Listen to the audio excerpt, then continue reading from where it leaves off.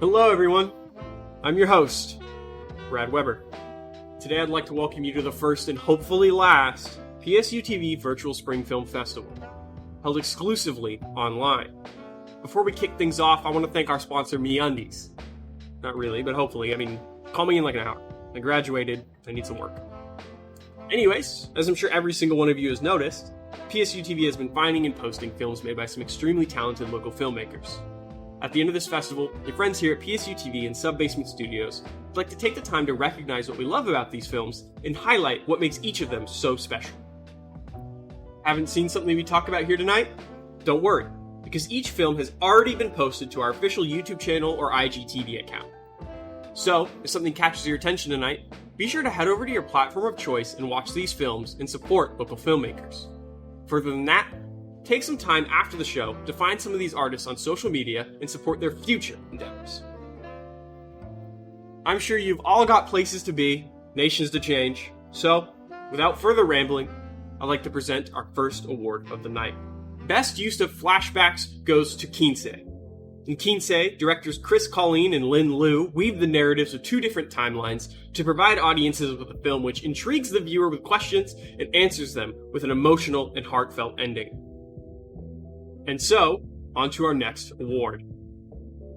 The most appetizing award goes to SOPA de mi ISLA, a film which depicts how food can bring people together despite their culture's endangerment in the face of colonization.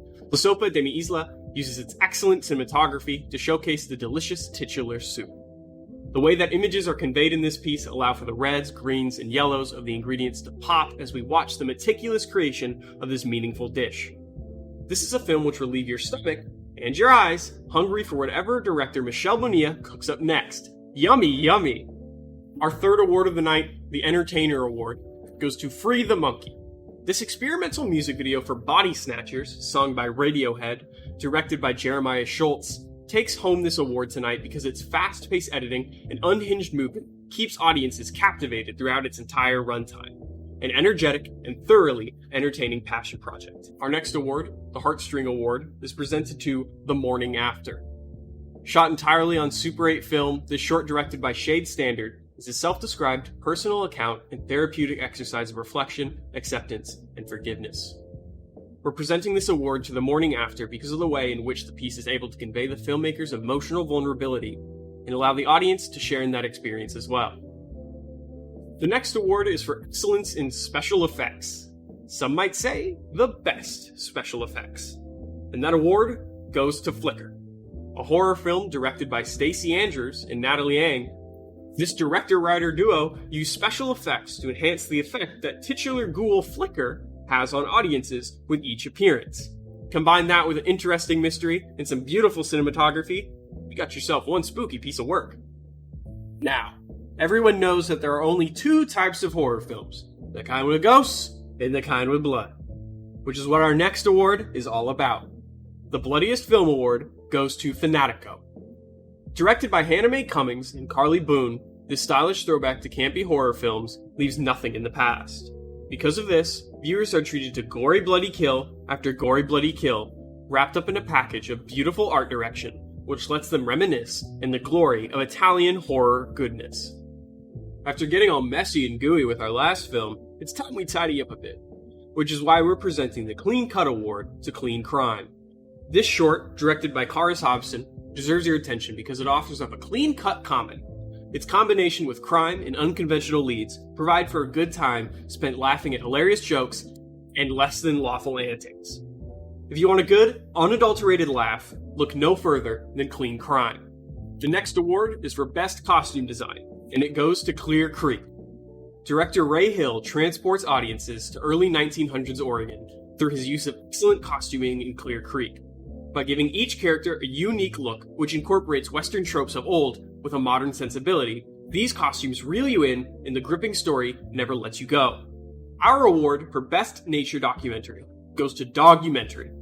Stacy Andrews, one of the directors from the award-winning Flicker, brings us a very different project, which shifts our attention away from dead women to the realities of the animal kingdom. By attaching the camera to Penny the dog, we are able to see the world from a pet's point of view and see how these animals truly live. Just by watching audiences are able to learn more about dogs in a few short minutes than they possibly ever could in a lifetime of education. Next up, the award for Best Film from Home goes to #selfcare. We're presenting director Anchita Nuong with this award because of her creative use of technology and how she applied it to our current situation. Shot entirely through a Zoom call with actress Rebecca Wolf, this team was able to accomplish so much inside of their small space with so few resources. The award for Sunniest Film goes to We Stayed Up All Night by Lindsey McCallum. This unofficial music video for We Stayed Up All Night by Tourist, starring Marina Johnson, features plenty of bright lights and sunshine, which give the video warm energy. It makes viewers feel better, especially in times when they need it most.